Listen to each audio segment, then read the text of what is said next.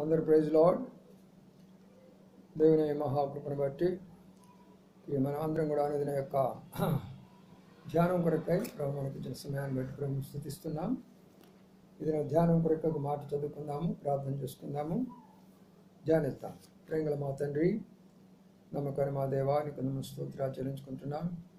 రాత్రి అంతా కాపాడి భద్రపరిచి అదే కాలం సజ్జులు ఉంచారు. అనుదిన పాఠము మా తండ్రి ధ్యానించాలని మీరు కోరి మా ప్రభు యొక్క ధ్యానాన్ని మీరు మాకు అప్పగిస్తున్నారు. మీకు స్తోత్రాలు. ఈ దాసును అభిషేకించి ఏది అవసరమో అది ప్రజలకు తెలియజేస్తానికి సహాయం చేయండి. అనేకుల మాటలను విని సత్యాన్ని తెలుసుకొని సత్యంలో నిలబడి వారి జీవితాలు, కుటుంబాలు, సంఘాలు, సేవను కట్టుకోవడానికి సహాయం చేయమని యేసయ్య పరిశుద్ధ నామమున స్తుతించి ప్రార్థించి గణపరచి పెడుతున్నాము తండ్రి. ఆమేన్. రండి, మన అనుదిన భాగంలో ఒక భాగాన్ని చదువుకుందాం. మత్తయి సువార్త 7వ అధ్యాయం. మత్తయి సువార్త 7వ అధ్యాయము 15వ వచనం. అబద్ధ ప్రవక్తల గురించి జాగ్రత్త పడి వారు గొర్రెల చర్మం వేసుకొని మీ యొద్దకు వత్తురు, లోన వారు క్రూరమైన తోడేళ్ళు. చాలు. చదవని లేఖన భాగాన్ని ప్రభావించి దీవించునుగాక.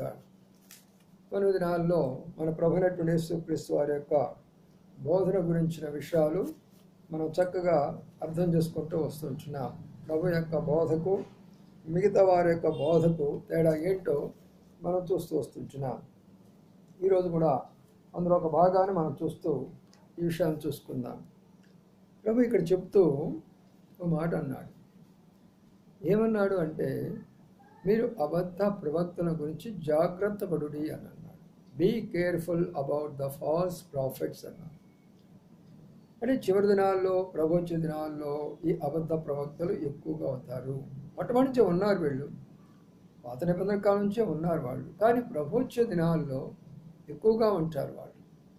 అందుకనే వారిని గురించినటువంటి విషయాల్లో ఇక్కడ ఈ మాటలు చెప్తూ జాగ్రత్త పడుడి అన్నాడు. ఎందుకు జాగ్రత్త? ఒక పిల్లవాడు కానీ దారి నడుస్తూ జాగ్రత్త లేకపోతే పడిపోతారు. ఇల్లు కట్టేవారు జాగ్రత్తగా కట్టకపోతే పడిపోతూ ఉంటున్నది. అలాగే డ్రైవరు జాగ్రత్తగా బస్సు నడవకపోతే అపాయం జరుగుతుంది. అలాగే విద్యార్థి చదువులో మరి జాగ్రత్త లేకపోతే ఫెయిల్ అయిపోతాడు.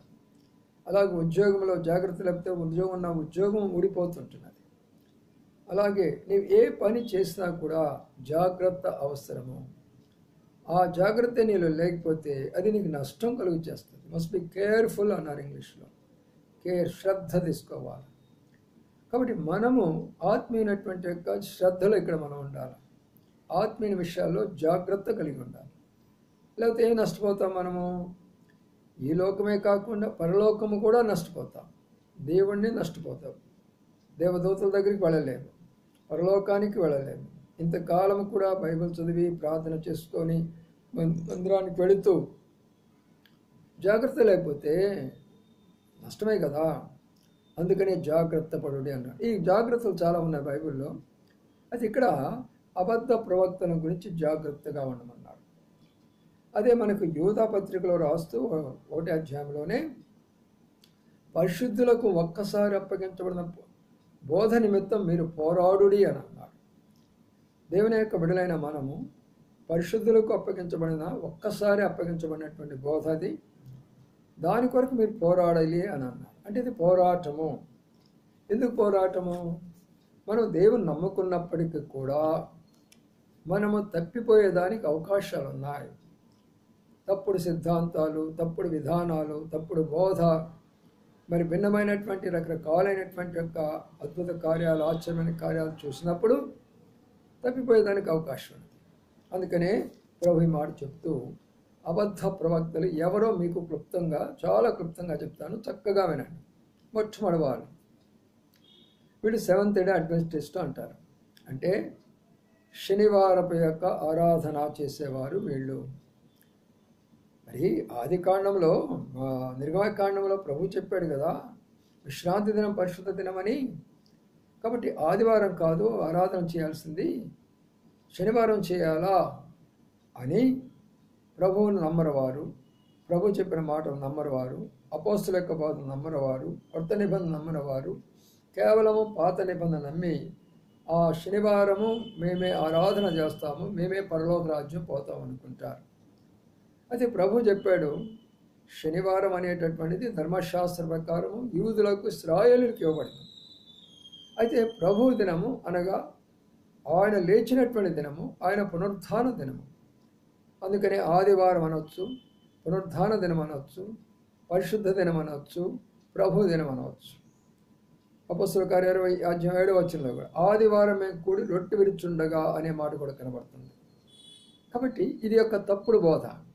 కాబట్టి సెవెంత్ డే అడ్వెంటిస్ట్, సబ్బాతు వారి దగ్గరికి మీరు వెళ్ళవద్దు, వారి బోధ వినవద్దు, వీళ్ళే అబద్ధ ప్రవక్తలు అంటే, వీళ్ళే అబద్ధ బోధకులు అంటారు. రెండవ వారం గురించి చెప్తున్నా, మీరు యెహోవా సాక్షులు. వీరి యొక్క ఉద్దేశం ఏంటంటే కొత్త నిబంధన నమ్మరు, ప్రభుని నమ్మరు, వాళ్ళు సంఘాన్ని నమ్మరు. వారిదంతా కూడా పాత నిబంధనే. యెహోవాయే దేవుడు, యేసుక్రీస్తు ప్రభువారు దేవుడు కాదు, పరిశుద్ధాత్మ దేవుడు కాదు. కాబట్టి మనం యెహోవా దేవుడినే మనం నమ్ముకోవాలా, ఆ పదాజ్ఞలే మనం పాటించాలా, దాని ప్రకారమే జీవించాలా. పదాజ్ఞల్లో కంటికి కన్ను పంటికి పన్ను ఉంది. కొట్టేవాళ్ళని కొట్టవచ్చు, తిట్టేవాళ్ళని తిట్టవచ్చు. మరి ప్రభావాలు చెప్పలేదుగా, శత్రువును ప్రేమించమన్నాడుగా. అందుకనే ఇదొక తప్పుడు బోధ. యెహోవా సాక్షులనే వాళ్ళు మంచి కరపత్రాలు రాస్తారు, మంచి పుస్తకాలు రాస్తారు, మీ గృహాల దగ్గరికి వస్తారు, కొన్ని రెఫరెన్స్ చూపిస్తాడు, నేనే దేవుడును, నేనే సృష్టించాను, నేనే యెహోవానని, ఇలాంటి తప్పుడు సిద్ధాంతాలు చెప్పి ప్రభువు నమ్మకుండా పరలోక రాకుండా చేస్తారు. అందుకని ఇలాంటి వారి గురించి వీళ్ళు అబద్ధ ప్రవక్తలు, క్రూరమైనటువంటి యొక్క తోడేళ్ళు పైన గొర్రె చర్మం ధరించి మన ఇంటికి వస్తారు. ఇదొక బోధ. రెండైపోయింది. మూడో వాళ్ళు వీళ్ళు ఎవరు అంటే, వీళ్ళు క్రీస్తు సంఘము అంటారు. అంటే ప్రతి ఒక్క సంఘం పేరు క్రీస్తు సంఘం ఉంటేనే పరలోక రాజ్యం వెళతారు అంటారు. యేసుక్రీస్తు నామమునే బాప్తిసం తీసుకోవాలా, తండ్రి కుమార పరిశుద్ధాత్మ నామమున బాప్తిసం తీసుకోకూడదు అంటారు. ఇలాంటి తప్పుడు బోధలు చేసినటువంటి వాళ్ళు కొంతమంది క్రీస్తు సంఘము అంటారు. వీళ్ళు ఆదివారం రొట్టెకి కానీ లేకపోతే మిగతా మరి బైబిల్ స్టడీ, ప్రార్థన, వీటికి ఏది ప్రాధాన్యత ఇవ్వనివ్వరు. వీళ్ళు కేవలము యేసుక్రీస్తు నామమున బాప్తిసం పొందండి, క్రీస్తు సంఘం అని పెట్టుకోండి, అలాంటి వాళ్ళే పరలోక రాజ్యం పోతారు, మిగతా వాళ్ళు వెళ్ళరు అంటారు. అందుకని ప్రియులారా, అలాంటి వారు కూడా అబద్ధ ప్రవక్తలే. అట్టి వారిని కూడా మీరు జ్ఞాపకం చేసుకొని వారి బోధన చూసుకొని వారికి దూరంగా ఉండండి. బైబిల్ ఏ రాయబడింది? ప్రకటన గ్రంథంలో ఎఫెసీ సంఘముకు, ఫిలదెల్ఫియా సంఘముకు, సార్థియా సంఘమునకు, అలాగే కొరింథీ సంఘమునకు, ఎఫెసీ సంఘమునకు, గలతీ సంఘమునకు అని అనేకమైన పేర్లు ఉంటే ఆ పేర్లన్నీ తీసేసి క్రీస్తు సంఘం అంటేనే పరలోకం పోతారని చెప్పి తప్పుడు బోధ కదా. అందుకని అలాంటి వారి మీ గృహాల దగ్గర రానివద్దు, వారి బోధన వినొద్దు. అలా వినకుండా వింటే మన యొక్క విశ్వాసాన్ని పోగొట్టుకుంటాం. మరి ఆ రీతిగా పరలోక రాజ్యం కూడా మనం పోగొట్టుకునే అవకాశం మనకున్నది. ఇప్పుడు 3 చెప్పేశాను, ఇప్పుడు 4 చెప్తుంటున్నాను. వీళ్ళు పరిశుద్ధాత్మను గురించినటువంటి భిన్నమైనటువంటి అభిప్రాయం గలవాళ్ళు. వీళ్ళు ఏమంటారంటే, నీకు పరిశుద్ధాత్మ ఉందా అని అడుగుతారు. అంటే ఏమిటి? వాళ్ళ యొక్క అర్థం ఏంటంటే, నువ్వు అన్య భాషలు మాట్లాడతావా, మాట్లాడితేనే నువ్వు దేవుని బిడ్డవి, నువ్వు పరలోక రాజ్యానికి వెళతావు, నువ్వు అన్య భాషలు మాట్లాడకపోతే నువ్వు పరలోకానికి వెళ్ళవు అంటారు. ఇదొక తప్పుడు బోధ.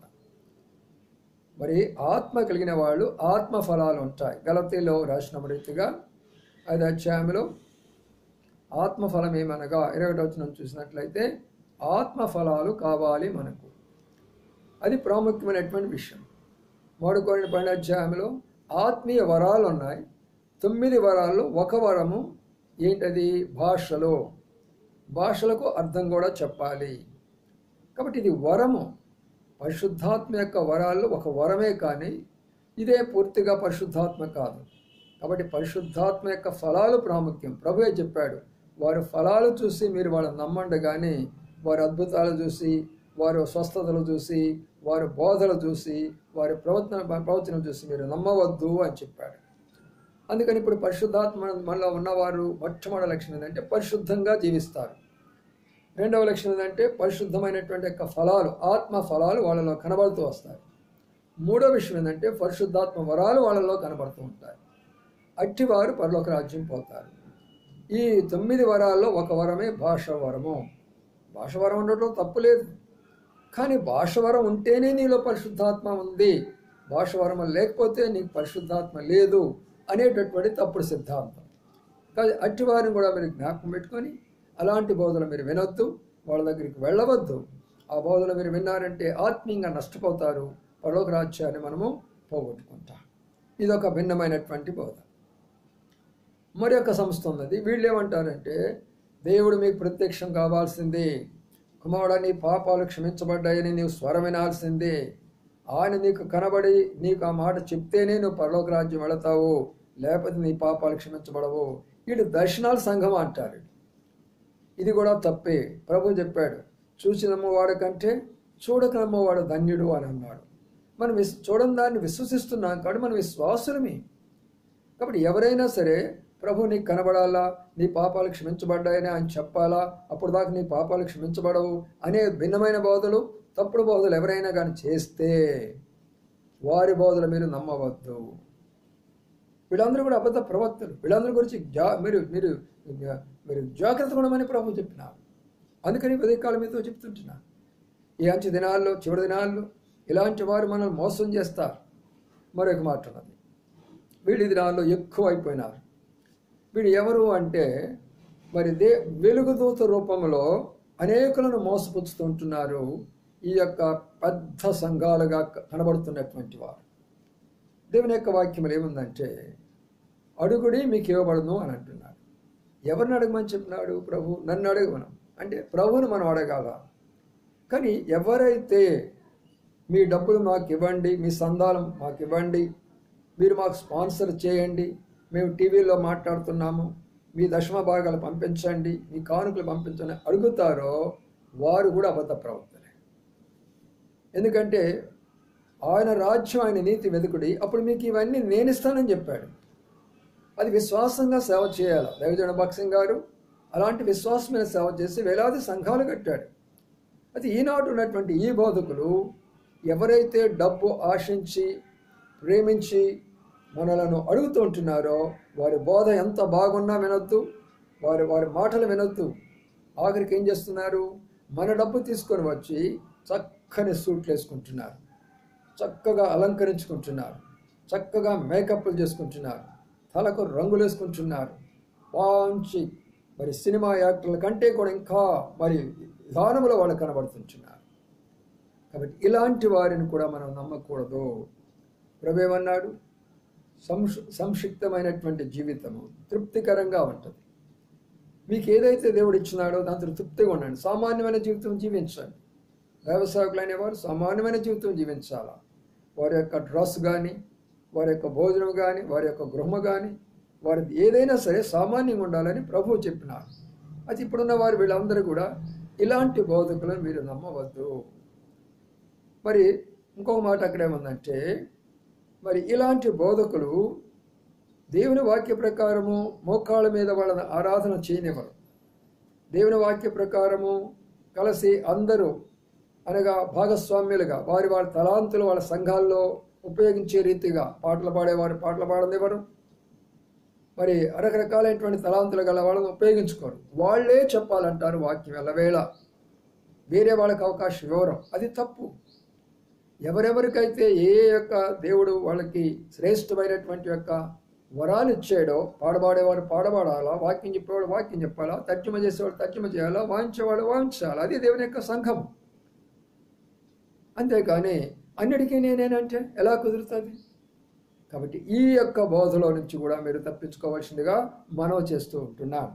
సరే, ఇంకొక విషయానికి వస్తుంటున్నాను. వీళ్ళెవరు అంటే వీళ్ళు మరి స్వస్థతలు చేస్తారు, అద్భుతాలు చేస్తారు. అయితే ప్రభువు చేసినట్టు చేయరు. ఇదిగో ఈ యొక్క బాటిల్ కొనుక్కొని పోండి 100 రూపాయలు, ఈ నూనె కొనుక్కొని పోండి 50 రూపాయలు, మీకు తగ్గుతుందని అంటారు. ఇది వ్యాపారం. అలాంటి వారిని అసలు నమ్మొద్దు. ఆ బాటిల్ మీరు కొనొద్దు. దానిలో ఏముండదు. విశ్వాస సహితమైన ప్రార్థన రోగిని స్వస్థపరచును. నూనె రాసి ప్రార్థన చేయమని చెప్పాడు. దైవసేవకులైనటువంటి వారు వెళ్ళి నూనె రాసి ప్రార్థన చేస్తే వాడు స్వస్థత జరుగుతుంది. కానీ నూనె డబ్బాలు కొనుక్కోమని చెప్పినాడా? క్యాలెండర్లు కొనుక్కోమని చెప్పాడా? హ్యాండ్ ఖర్చులు అమ్ముకోమని చెప్పాడా? ఈ చివరి దినాల్లో ఉన్న అబద్ధ ప్రవక్తలందరూ కూడా ఇలాంటి వారే. వారిని గురించి శ్రద్ధ తీసుకోనండి. వారి దగ్గరికి మీరు వెళ్ళవద్దని మనవి చేస్తూ ఉంటున్నాను. ఇంకో విషయం కూడా చెప్తుంటున్నాను.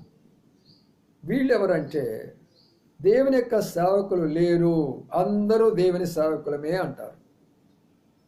మేమే అందరూ దేవుని సేవకులు, మీ ఉద్యోగాలు మీరు చేసుకోండి, మళ్ళీ వచ్చి దేవుని సేవ చేయొచ్చు మీరు. కానీ దేవుని యొక్క సంఘంలో సేవకుడు అవసరం లేదు. మనం అందరం కూడా ఉద్యోగస్తున్నాం కాబట్టి, చదువుకున్నాం కాబట్టి, మన వాక్యం చెప్పాలి కాబట్టి మనము అంటారు. అది తప్పు. కాపరు లేకుండా గొర్రెలు ఉండవు, గొర్రెలు లేకుండా కాపరు ఉండరు. అందుకని ఎఫెసీ సంఘానికి రాస్తూ సంఘపు దూతకి ఇలాగు రాయము, ప్రకటన గ్రంథం 2వ అధ్యాయం స్వర్ణ దూతకి ఇలాగు రాయము, ఆ తర్వాత పెర్గమా సంఘం యొక్క దూతకి ఇలాగు రాయము, ఫిలదెల్ఫియాలో ఉన్న సంఘపు దూతకి ఇలాగు రాయము, లవోదికయ సంఘపు దూతలు అంటే ఎవరు? దైవ సేవకులు. దైవ సేవకులు లేకపోతే ఎలాగూ? కాబట్టి ఇలాంటి అయినటువంటి భిన్నమైన బోధలు చాలా ఉన్నాయి ప్రియులారా. ఈ చివరి దినాల్లో వీళ్ళందరూ కూడా వెలుగు దూత రూపం కనుక వాక్యం చూపిస్తారు వాళ్ళు, దానికి తగినటువంటి వాక్యం చూపిస్తారు వాళ్ళు, దాని ద్వారా మీరు మోసపోతారు. అందుకని అసలైనటువంటి బోధ అపోస్తుల యొక్క బోధ, అది రేపు చెప్తాను ఇంకోసారి. ఆ బోధలో ఉన్నటువంటి రహస్య ప్రకారం మనం కానీ ఆత్మీయంగా కానీ ఎదగలిగితే పరలోక రాజ్యం మందే. ఈ యొక్క బోధల్లో ఏ బోధ అయినా సరే ప్రభు చెప్పాడు, అబద్ధ ప్రవక్తల గురించి జాగ్రత్త పడుడి. వారు గొర్రె చర్మాలు ధరించుకొని మీ దగ్గరికి వస్తారు, లోన వారు క్రూరమైన తోడేళ్ళు. ఎవరైతే పేరు ప్రఖ్యాతులు కొరకాయి వారి పేరే గొప్పగా చెప్పుకుంటారు, ప్రభు పేరు చెప్పరు. వారి ఫోటోలే చూపించుకుంటారు, ప్రభు ఏం చూపించరు వాళ్ళు. ఇలాంటి పేరు ప్రఖ్యాతుల కొరకు చేసేటటువంటి వారిని కూడా మనం నమ్మకూడదు. కాబట్టి ఈ విషయాలు విన్నా మీరందరూ కూడా ఈ చివరి దినాల్లో, ప్రభు వచ్చినటువంటి దినాల్లో, సంఘమెత్తబడబడిన దినాల్లో జాగ్రత్తగా ఉందాం. అబద్ధ ప్రవక్త చేతిలో నుండి తప్పించుకున్నకు ప్రభు సహాయపడును గాక. ప్రియ తండ్రి, నీకు వందనాలు స్తోత్రాలు. మీరు వాడినటువంటి శ్రేష్టమైన మాటలు బట్టి వందనాలు స్తోత్రాలు. ఈ మాటలు విన్న బిడ్డలందరూ కూడా అబద్ధ ప్రవక్త చేతులను తప్పించుకొని ఆత్మీయంగా ఎదిగి సత్యమైనటువంటి అపోస్తల బోధలో ఉండి పరలోక రాజ్యంలో ప్రవేశించడానికి సహాయం చేయమని యేసు నామమున స్తుతించి ప్రార్థించి కనపరచి వెళ్తున్నాము తండ్రి. ఆమేన్. అందరికీ ప్రైజ్ లార్డ్.